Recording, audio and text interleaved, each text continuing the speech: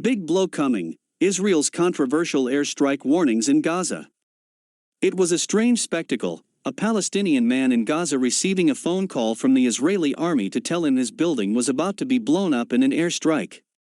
The man was asking for his building to be hit in a way so that it would collapse backwards into an empty area.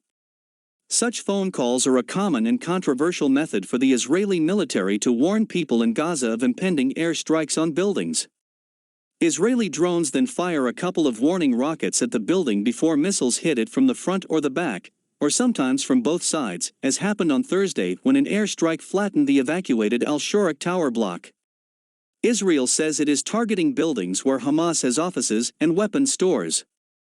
The early warnings and state-of-the-art precision-guided rockets and missiles greatly reduce civilian casualties, the military says, although no alerts are issued for strikes on Hamas leaders and fighters. Gazans say such strikes are a human rights breach that the world does nothing to stop. There are already more than 2 million people living in the 41-kilometer-long coastal strip, and with the population growing and unable to leave because of an Israeli blockade since 2007, many more of its people are living in multiple-story buildings.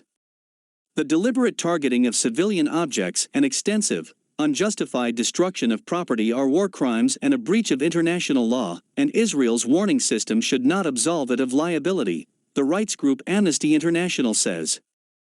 Effective advance warning to civilians is only one of the prescribed precautions in attacks aimed at minimizing harm to civilians. When Israeli forces have given warning, in many cases key elements of effective warning have been missing, including timeliness, informing civilians where it is safe to flee, and providing safe passage and sufficient time to flee before an attack.